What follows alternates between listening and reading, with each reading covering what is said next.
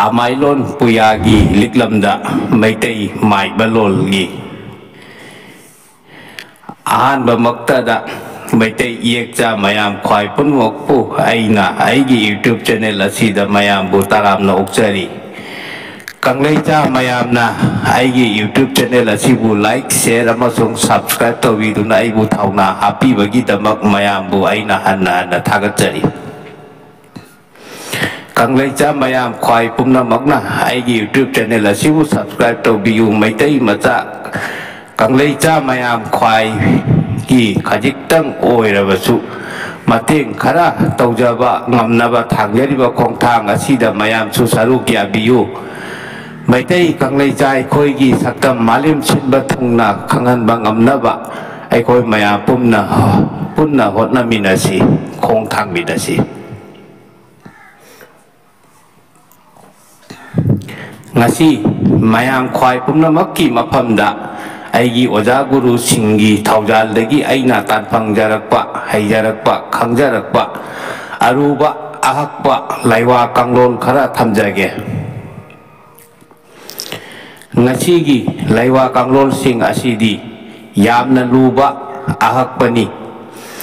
Isang Atokpa Haitrabadi Asigi Laiwa Kanglol Sijin Nabayade Mayamna Kara Jackson Biu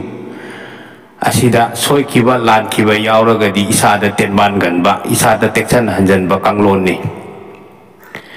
Aigi Pandamdi Aigi Oja Guru Singdagi Pangjarakpa Kangjarakpa Kayabu Kangleja Singi Kara Kajiktang Oirabasu Bating Oiba Yagadara Kanduna Mayamgi Mapamda Tamjabani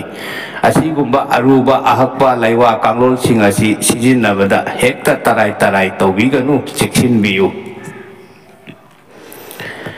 Aina Tamjaba Wahei Wata Kaya Sida Soy Kiba Lan Kiba Hairoidaba Haido Kiba Haigadabana Haihodabana Chingba Soy Kiba Lan Kiba Wahei Karal Tat Kiba Kaya Yaurabasu Mayamna Maitei Maza Yekza Amani Kallaga Ngapiyu Haina Hanna Kurumzari Mayambo Mayamna Aigi YouTube channel Asi like, share, amasung subscribe to Bibada Sel Tingbadi Nate Aigi Oinadi Yamna Kanabo Oije Aigi Tauna Hapkatpi Amasung Pangal Pangi Mayamna Aigi YouTube channel Asibu subscribe to Biyu Aibu Tauna Aripal Laitana Happy you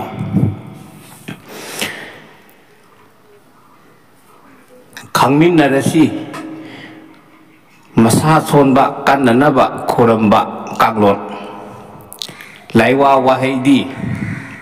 Hey Ima Laimerin Sidabi Saning Yapam Lady B Naming Di Ha U Ha Rao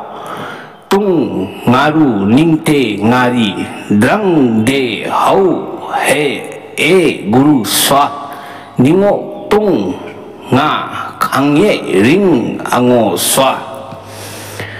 Hey Lining Tau Sana Mahi Nangna Ima Laimerin Sidabigi Pibuk Nung Dagi Sana Ahing Bagi Matu Waina Pok Ngaida Napan Pantau Guru Sidabana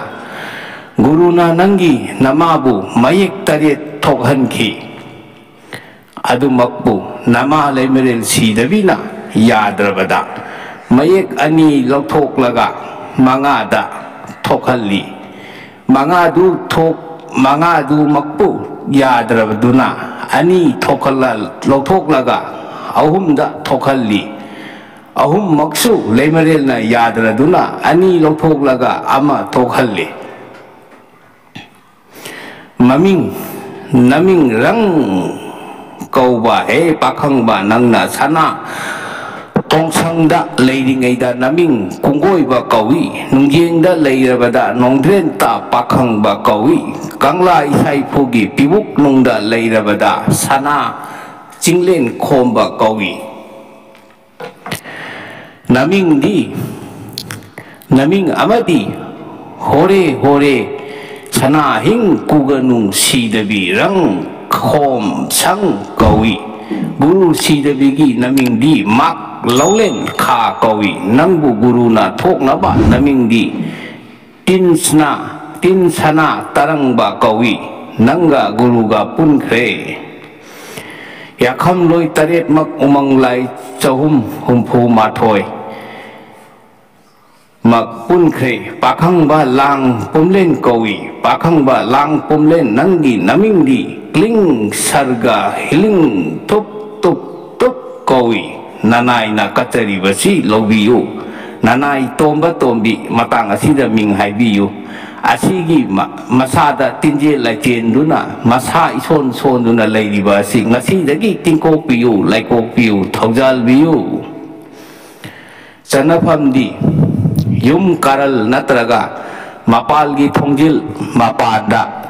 luk ahum kosin duna thagani hairuk tanga pana tanga phida ahum akat sel haibadi dakhina maira mekruk yaugani guru gi lukna nongpok on ba lining thogi di mai awang on ba pakhang bagi di nongchup on na thagani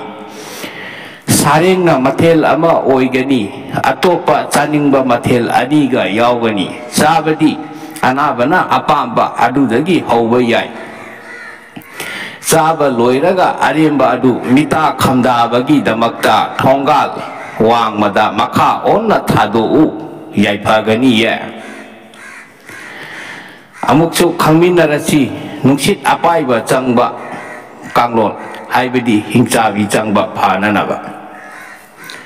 laiwa waheidi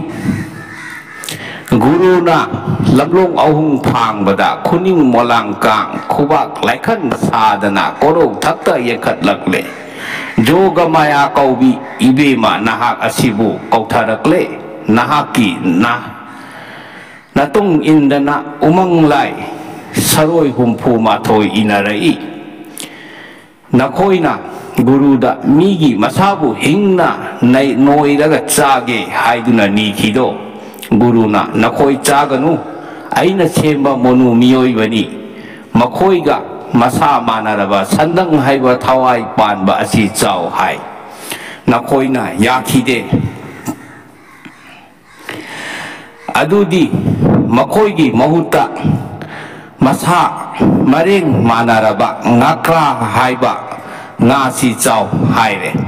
nakoina hoi haina yare do guru ra makha ta na haiki aduga yekadabadi leirakta khulakta lambi lamjauda leirakta konsangda mathau leitana icha itu iwa nahawi haiba wari saba monu miyoi bagi maphamda chatlo haujikti masi charaga nanai sida yetliba asidagi hankro nakhoi lakani haiduna nakhoi gi nachem nanem pumna makna thongal da ngai duna leiri munna muna yengli nungai yai phana leiru to lao lao thoklak lo chatlasi lao hey hingchabi kochabi nangbu guruna durga poi so maya na kasa khauri na joga maya na purna maya poi nakhoi taret asi khagi khamangda hau mayangda pumnamak choithok tuna leikhro kasa khauri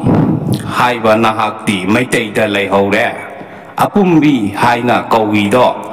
nachem nanem singduna thoklaklo haiduna konphongda munna yengli nangna guru da chage haiduna niriba tinjak to sandanga mahut maring thaba manaba ngakra haiba ngasi pirabani hairam taret leiram taret kabok natan taret athum aw asi chaminaro